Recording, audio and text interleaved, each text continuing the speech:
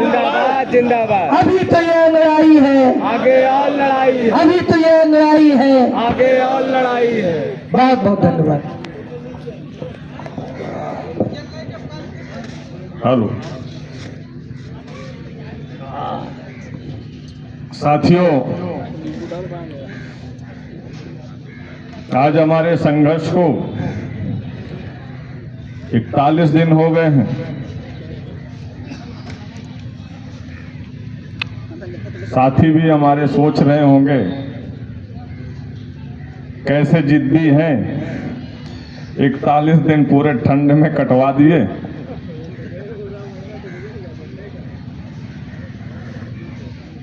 और शासन से, सरकार से कोई नुमाइंदा हमारी मांगों पर विचार भी नहीं किए,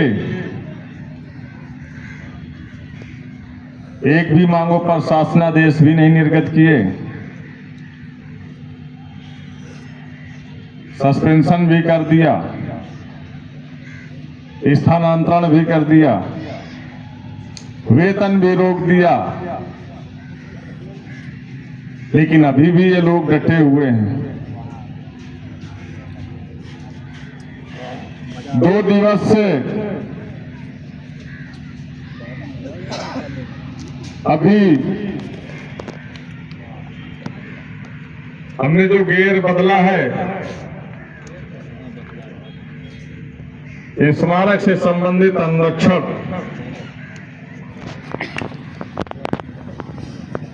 स्मारक संबंधित अनुरक्षण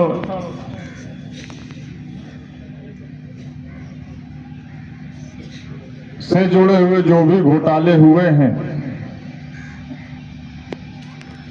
उनकी पोल खोलना शुरू किया है। अभी बहुत से पोल नहीं खोली गई हैं, अभी तो सिर्फ बोला है। जिस दिन राइटिंग करना शुरू कर देंगे, अधिकारियों में आपस में ही फाइटिंग शुरू हो जाएगी कि 2 करोड़ तुमने खाए थे, 1 करोड़ तुमने खाए थे।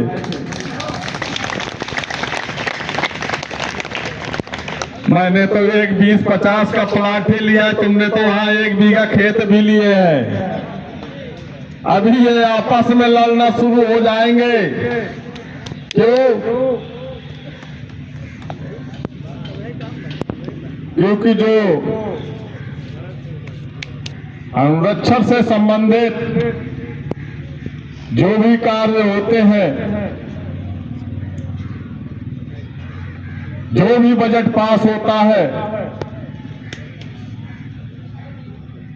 उसमें नियुक्ति प्राधिकारी महोदय जी की सहभागिता,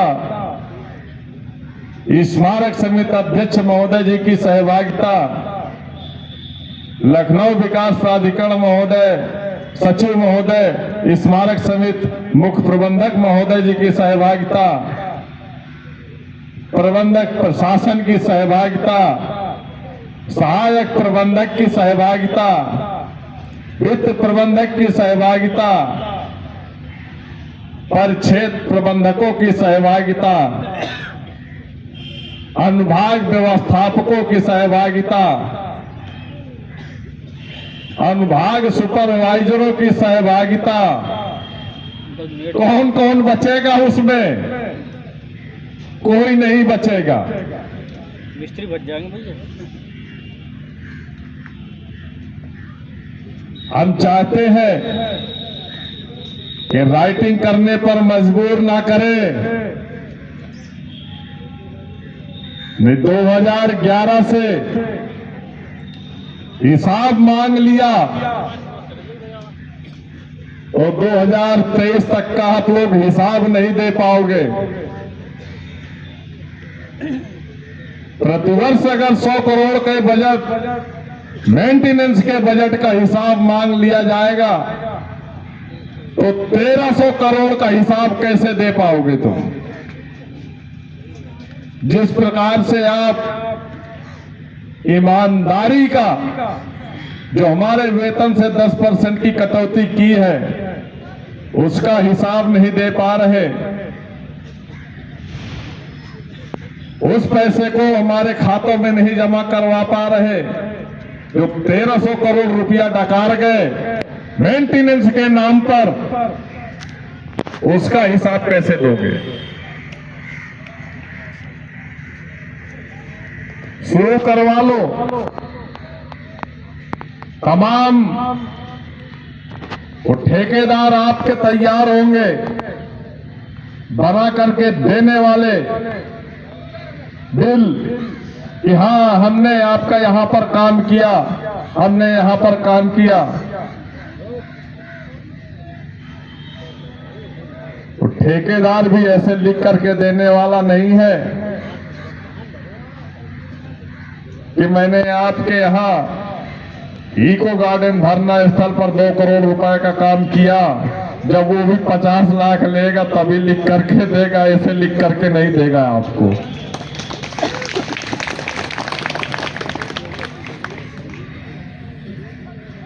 ईमानदारी से माननीय मुख्यमंत्री महोदय जी से निवेदन करना चाहूंगा कि स्मारक समेत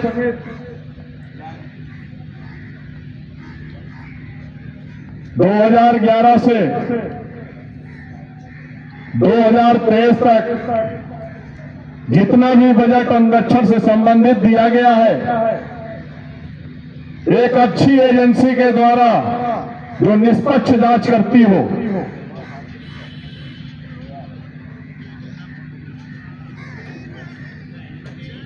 इसकी जांच करवाएं।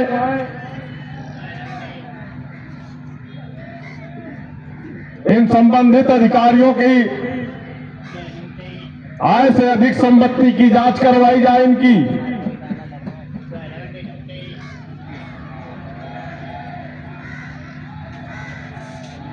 जितना भी स्टोर से संबंधित सामग्रियां आती हैं 2011 से मुख्य स्टोर की लागत रजिस्टर का ऑडिट करवाया जाए, निष्पक्ष जांच होनी चाहिए और ताली बजा दिए। जिस भी शॉप से स्टोर से संबंधित सामग्रियां आई हैं उनके बिल भी चेक करवाए जाए।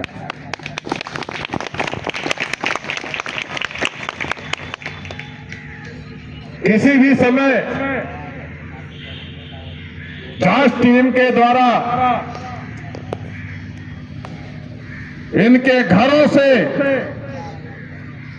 स्मारक से संबंधित जो भी सामग्रियां पाई जाए उसको कलेक्ट किया जाए।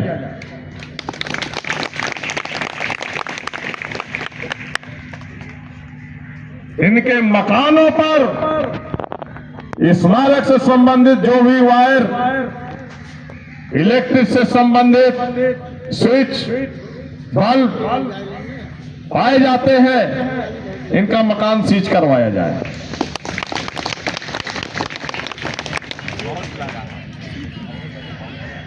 क्योंकि 41 दिन हो गए मजबूर कर रहे हैं। रमाबाई मुख्यालय में प्लांट एसी लगा हुआ है, बहुत बिहार शांति उपवन में प्लांट एसी लगा हुआ है। प्लांट एसी होते हुए भी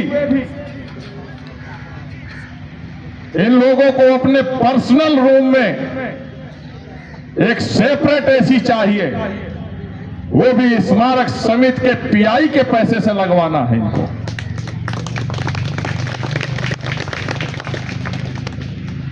इको गार्डन आरओ प्लांट लगा हुआ है, उस आरओ प्लांट की भी जांच करवाई जाए कि इन 12 वर्षों में कितनी बार उसकी रिपेयर कराई गई है, क्या इस समय वर्तमान स्थिति में चालू है, नहीं चालू। लेकिन इनके कागजों की अगर जांच करवाई जाएगी तो eco garden, RO plant Ramabai मुख्यालय का आरओ प्लांट, बौद्ध विहार शांति उपवन का आरओ प्लांट, अंबेडकर पार्क आंतरिक क्षेत्र का आरओ प्लांट, ये सब सुचारू पूर्वक चालू है। सिर्फ कागजों में आने वाले दर्शकों को पानी की व्यवस्था उपलब्ध नहीं हो पाती। जो भी व्यवस्थाएं दी गई इन संबंधित अधिकारियों के द्वारा उसको भ्रष्ट कर दिया गया।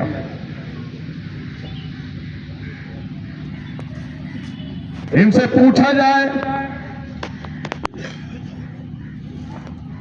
कि जो टोटियां लगा करके दी गई थी जैगुआर की, वो जैगुआर की टोटियां इनके घरों पर लगी मिलेगी आपको। स्मारकों में प्लास्टिक की टोटियां लगवा दी गई, जैगुआर की टोटियां हटवाकर। बहुत सी ऐसी संबंधित चीजें हैं जो हमारे स्मारक समिति के लिए आई, लेकिन वो स्मारक समिति में नहीं है।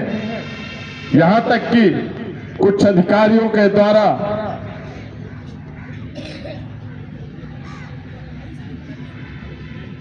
सोनी जैसे एलईडी टीवियां तक उतरवा के घरों पर लगा लिया।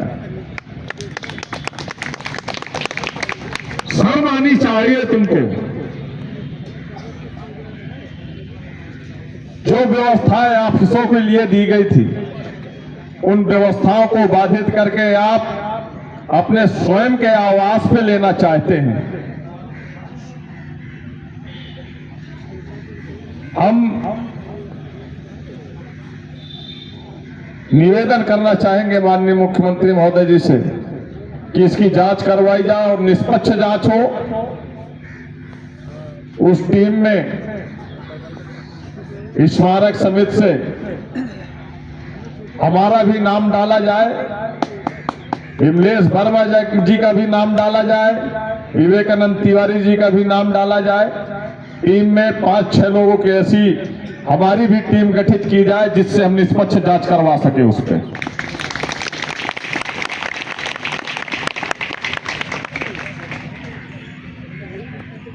हमारे स्मारक के साथी जिन्होंने इनकी बात मानी, उससे अच्छा कोई नहीं। मैं उन साथियों के लिए कहना चाहूंगा, यदि आप समझदार हैं, चाटुकारिता करते हैं तो शौक से करो, लेकिन जो प्रतिमाह 10 से 15 हजार रुपए की आर्थिक क्षति आप लोगों की वेतन से हो रही है, जो आपका अधिकार है, आपको मिलना चाहिए। यदि आपको वो क्षति जो हो रही है मासिक उतनी आय उस अधिकारी के तलवे चाटने पर मिल रही हो तो आप बेशक करो, लेकिन हमारे साथियों के साथ जो दुर्व्यवहार हो रहा है, जो आर्थिक क्षति हमारे साथियों को प्रतिमाएं हो रही है, सीपीएफ के आर्थिक क्षति जो पहुंचाई जा रही है, कहीं ना कहीं आपके परिवार को, आपके बच्चों का भविष्य अंधकार में ले जाने का काम कर रही है। हम निरंतर संघर्ष कर रहे हैं। किसी भाई साहब ने एक नारा दिया था, निकलो अपने मकानों से और जंग लड़ो इन बेईमानों से। निकलना पड़ेगा आपको, और नहीं निकलोगे तो कल हमसे पूछने का आपका किसी भी प्रकार से कोई दायित्व नहीं है कि आप भी लड़ाई लड़े थे, आपने क्या पाया। हम अपना काम कर रहे हैं, हम यहां पर बैठे हैं। भले ही हमारी 4000 कर्मचारियों का संख्या बल नहीं मिल रहा, लेकिन उनमें 700-800 कर्मचारियों का संख्या बल मिल रहा है। हम उन 700-800 कर्मचारियों के संख्या बल में संघर्ष और अपनी मांगों को मनवा कर ही उठेंगे यहां से। लेकिन आप अपनी जमीन पर, अपने गलेबान पर और अपने मन के विश्वास पर एक बार झांक करके जरूर देखिएगा, क्या हमें साथ देना चाहिए या नहीं देना चाहिए।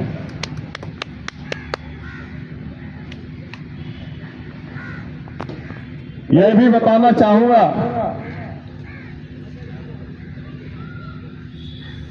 आप ये मत सोचिएगा कि 41 दिनों में हमने क्या पाया है। हमने मालूम है क्या पाया है। हम लोग तो दिन भर परिश्रम करते हैं, संघर्ष करते हैं और थक के रात में आराम से सो जाते हैं। लेकिन जिन चीजों के लिए संघर्ष कर रहे हैं, कुछ उच्च अधिकारियों की नींदें छीन ली, हमने यही पाया है।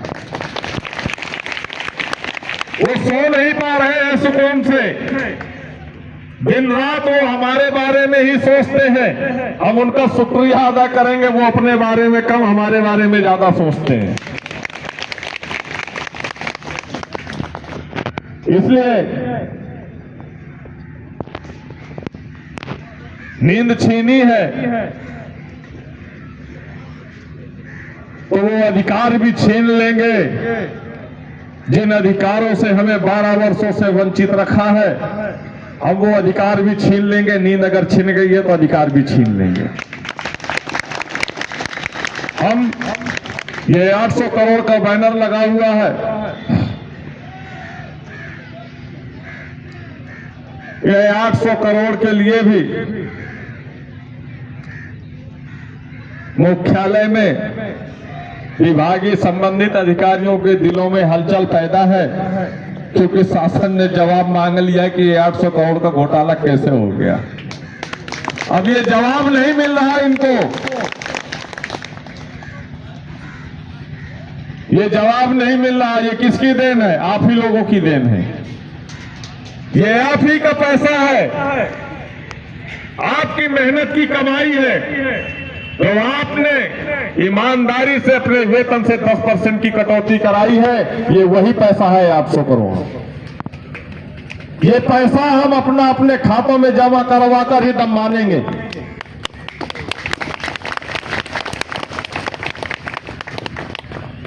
यदि इसी तरह संघर्ष आप लोगों का जारी रहा और आप सभी लोगों का सहयोग मिला, तो मैं आप लोगों से वादा करता हूं, जितने भी दोषी अधिकारी हैं, अनुरक्षण से संबंधित जितना भी घोटाला हुआ है 12 वर्षों में, ये लगभग 1200-1400 करोड़ का, इसका वही हिसाब हम ले लेंगे। इनसे देना पड़ेगा, इनको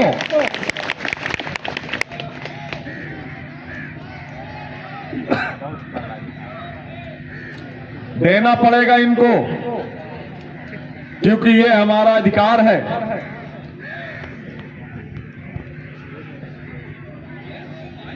हम आपके एक इशारे पर जहां बोल देते हैं वहां काम करने के लिए तैयार हो जाते हैं।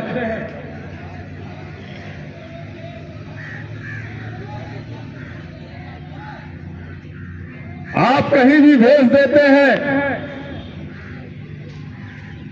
कि वहां 200 कर्मचारी चले जाएं, 200 कर्मचारियों को वहां भेज दिया जाता है और निष्ठा ईमानदारी के साथ अपने कर्तव्य को पालन करके वापस आता है। लेकिन आपको मैं ये बता दूं साथियों, वो 200 कर्मचारी ऐसे नहीं भेजे जाते। उन 200 मजदूरों का टेंडर होता है और उसका पैसा ये लोग कलेक्ट करते हैं और स्मारक के कर्मचारियों को वहां भेज करके काम करवाते हैं लोग। मैं दावे के साथ कह सकता हूं कि जनेश्वर मिश्र पार्क में हमारे स्मारक समिति के 400 कर्मचारी लगे हुए हैं। जनेश्वर मिश्र पार्क के लिए भी सफाई के लिए कर्मचारियों को रखने के लिए टेंडर होते हैं। और वो टेंडर का लाभ हमारे नियुक्ति प्राधिकारी एलडीए सचिव महोदय और उसी का कुछ हिस्सा हमारे प्रबंधक प्रशासन महोदय को भी मिलता है। और ये अपने स्मारक समिति के कर्मचारियों को Janeshwar Mishra park, river front, रोडल park, पता नहीं कौन कौन से पार्कों में लगा रखे हैं। अगर लगा रखा है तो लगा करके रखो। अगर स्मारक समिति के कर्मचारियों से आप काम ले रहे हैं तो जनेश्वर मिश्र से होने वाली इनकम को स्मारक समिति के कोष में जमा कराया जाए। रिवर फ्रंट से होने वाले आर्थिक स्रोत को स्मारक समिति के कोष में जमा कराया जाए। लीजिए आप काम कितना लेंगे।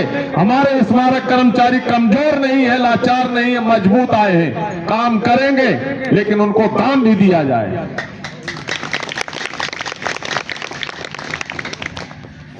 तो कमाई वाले स्रोत है उसको लखनऊ विकास प्राधिकरण के कोष में जमा कराया जाता है और कहते हैं कि लखनऊ विकास प्राधिकरण अपने आप में सक्षम है, लखनऊ विकास प्राधिकरण स्वयं वेतन देता है। तो मैं बताना चाहूंगा नियुक्ति प्राधिकारी महोदय जी को, अगर स्मारकों की आर्थिक स्रोत बढ़ाना चाहते हैं तो नियुक्ति वर्ष 11 से जो गोल्फ कार्ट की गाड़ियां उपलब्ध कराई गई थी, लाखों रुपए की गाड़ियां हैं, उनके लिए ऑपरेटर भी नियुक्त किए गए हैं। उन गाड़ियों को पर्यटकों के लिए परिक्षेत्रों में, चाहे वो इको गार्डन हो, चाहे अंबेडकर आंतरिक क्षेत्र हो, उन पर चलवाए जाएं, जिससे उसका आर्थिक स्रोत बढ़ेगा।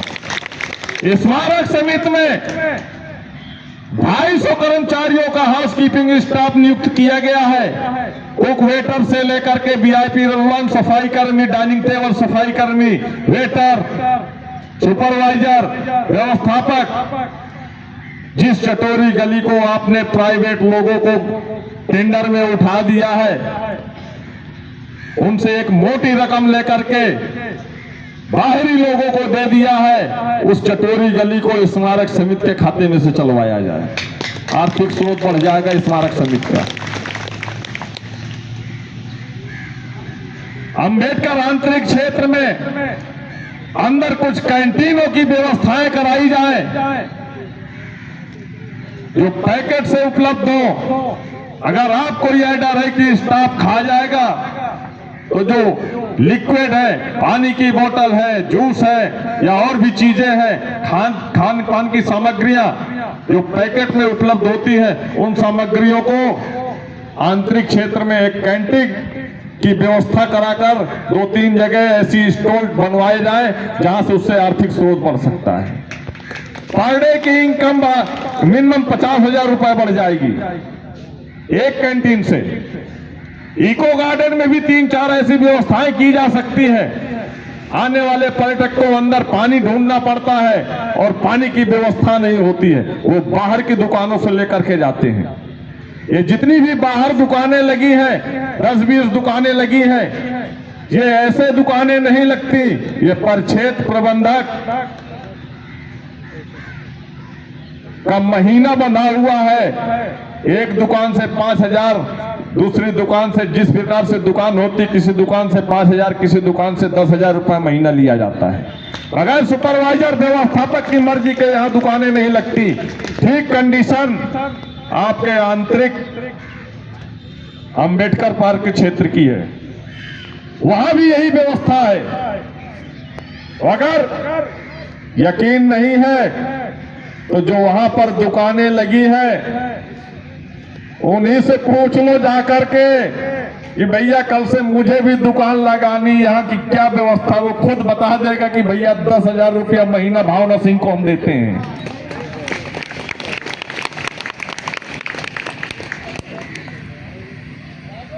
टिकटिंग व्यवस्था की भी व्यवस्था, जो पार्किंग है अंबेडकर क्षेत्र की,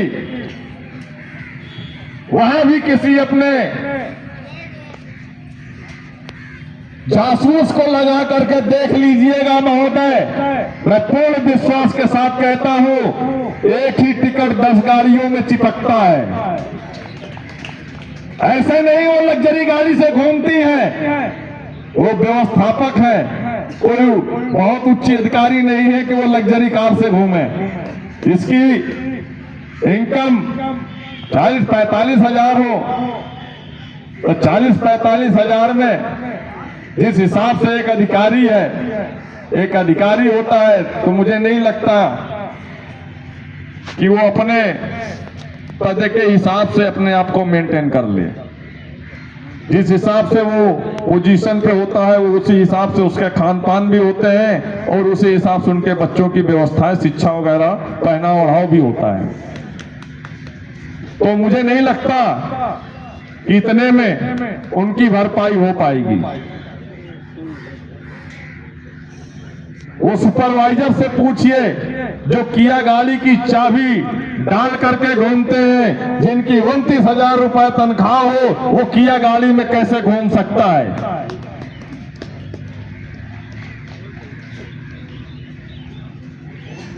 हम कोई पोल नहीं खोलना चाहते, हम कुछ बताना भी नहीं चाहते कि हमारे स्मारक समिति के अधिकारियों के अंदर क्या चल रहा है। पोल खोलिए, हम इतना चाहते हैं पोल खोलिए, जब तक पोल कि नहीं हमारी मांगे जल्द निस्तारित नहीं की गई, हमारे शासनादेश नहीं निर्गत किए गए, ना खोलोगे हम खोलेंगे। तो हम राइटिंग में आप लोगों की पोलें खोलना शुरू कर देंगे और ये हमारे जितने कर्मचारी साथी बैठे हैं, ये उसके गवाह होंगे। इतने लोगों की गवाही आपको फांसी की भी सजा सुनवा सकती है। बचोगे नहीं, क्योंकि जो कर्मचारीगण हमारे साथ यहां बैठे हैं, ये समस्त परिक्षेत्रों के कर्मचारी हैं, कोई एक परिक्षेत्र का कर्मचारी नहीं है। यदि रमाबाई अंबेडकर मैदान के प्रबंधक श्री डॉक्टर आशीष सोच रहे हो कि रमाबाई से मेरे यहां से कोई कर्मचारी नहीं जाता, मेरी कुर्सी बची है, तो मैं उनको भी बता दूं कि यहां भी आपके परिक्षेत्र के सैकड़ों कर्मचारी उपस्थित हैं। कांची राम के प्रबंधक अगर यह सोच रहे हो यहां हमारे यहां का कर्मचारी नहीं है, तो ये उनकी भूल है। उनके यहाँ के भी सैकड़ों कर्मचारी उपस्थित हैं। अंबेडकर पार्क के भी सब प्रबंधक अगर ये सोच रहे हैं कि वहां का कर्मचारी नहीं है, तो समस्त परिक्षेत्र के कर्मचारी यहाँ पर उपस्थित होते हैं, क्योंकि वो जग गए हैं, अब उनको आप सुला नहीं सकते। हम इसी तरह संघर्ष करते रहेंगे साथियों, और जिस दिन आवश्यकता पड़ेगी, हम माननीय मुख्यमंत्री महोदय जी को 2014 का इतिहास दोहरा देंगे। 100% सत्य है कि 2014 का वो इतिहास दोहरा देंगे। फिर लिख दिया जाएगा कि दोबारा 1947 के बाद प्रथम 10-90 अगर चौराहा किसी ने जाम किया था, तो 2014 में स्मारक समिति के कर्मचारियों ने जाम किया, और पुनः दोबारा अगर जाम हुआ तो 2024 में स्मारक समिति के कर्मचारियों के द्वारा ही जाम होगा। और ये केवल स्मारक समिति के कर्मचारी नहीं होंगे। हम नहीं चाहते कि हमें ग्राम पंचायत सफाई कर्मचारियों का भी सहयोग लेना पड़ा, क्योंकि उनके अध्यक्ष इस मंच से खुलेआम कह के गए हैं, जिस दिन आप ऐलान कर दोगे उस दिन 1 लाख कर्मचारी आपके साथ होगा। सफाई कर्मचारी महासंघ के अध्यक्ष इसी मंच से ऐलान करके गए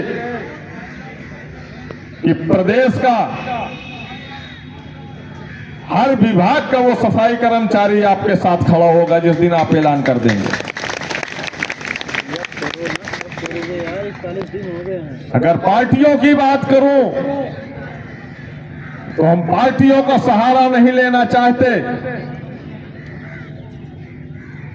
क्योंकि माननीय मुख्यमंत्री महोदय जी से उम्मीद है जब हमारी उम्मीदों पर पानी फिरता हुआ नजर आएगा तो उस स्थिति में भीम आर्मी चीफ चंद्रशेखर आजाद इसी मंच से खुलेआम ऐलान करके गए हैं कि जितनी संख्या आपकी होगी उससे 10 गुना हमारी संख्या होगी।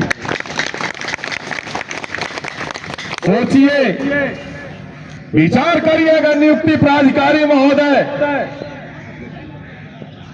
स्मारक समिति के अध्यक्ष महोदय, विचार करिएगा, मंथन करिएगा कि अगर इनकी मांगों पर विचार करके जल्द शासनादेश निर्गत नहीं किए गए और अगर इन लोगों ने ऐलान कर दिया तो 4-5 लाख जन सैलाब लखनऊ की धरती पर उमड़ेगा तो क्या नजारा होगा लखनऊ का।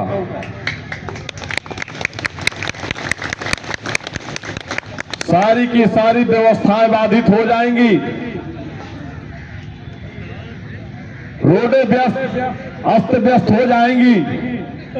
जो जहां खड़ा है कोई अधिकारी ऑफिस नहीं पहुंच पाएगा, ऑफिस पहुंच जाएगा तो वो घर नहीं जा पाएगा।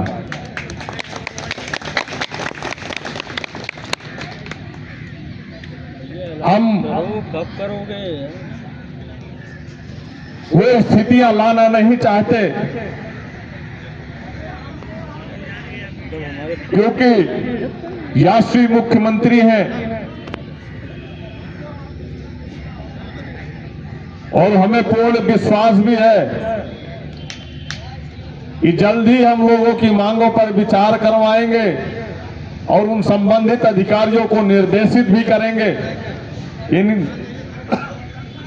इन कर्मचारियों के जो भी मांगे हैं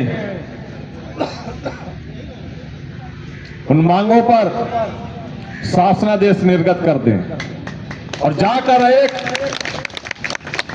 अधिकारी को धरना स्थल पर भेजकर शासनादेश दीजिए और धरना स्थगित करवाएं जाकर। इतना विश्वास है भी अभी हमें माननीय मुख्यमंत्री महोदय पर, लेकिन जब ऐसी स्थितियां आएंगी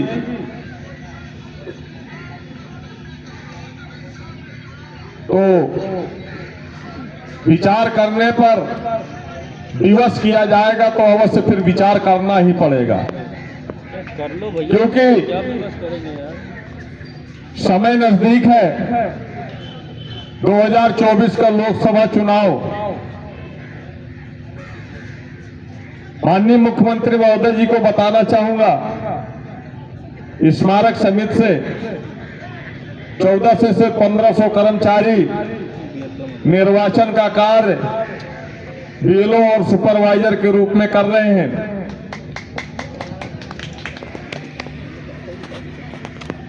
हमारी मांगों पर अगर विचार नहीं किए गए तो हो सकता है कि निर्वाचन का भी कार्य बहिष्कार किया जा सकता है। इसलिए माननीय मुख्यमंत्री महोदय इसको विचार करेंगे, हमारे दर्द को, हमारी पीड़ा को समझेंगे और जल्दी हमारी मांगों पर शासनादेश निर्गत कराएंगे। हम अपने साथियों से ज्यादा समय न लेते हुए इतना ही कहना चाहेंगे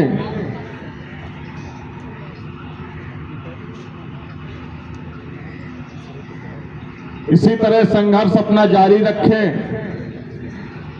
सफलता आप लोगों के कदम अवश्य चूमेगी। पूर्ण विश्वास है, उन्हें भी लगता है कि शासन को ये महसूस होता है,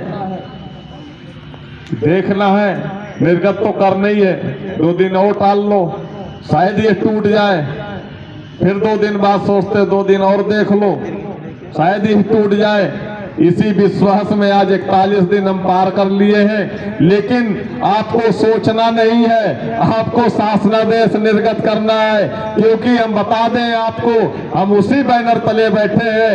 आश्वासन नहीं, शासनादेश चाहिए। जब शासनादेश हमें मिल जाएंगे तभी हमारा धरना स्थगित होगा। एक बार मेरे साथ आवाज से आवाज मिलाइएगा। कर्मचारी एकता, आवाज दो,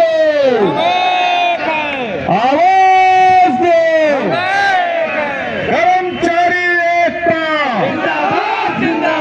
कर्मचारी एकता, निकलो अपने मकानों से, जंग लड़ो बेईमानों से, निकलो अपने मकानों से, जंग लड़ो बेईमानों से, निकलो अपने मकानों से, कर्मचारी एकता, आवाज दो,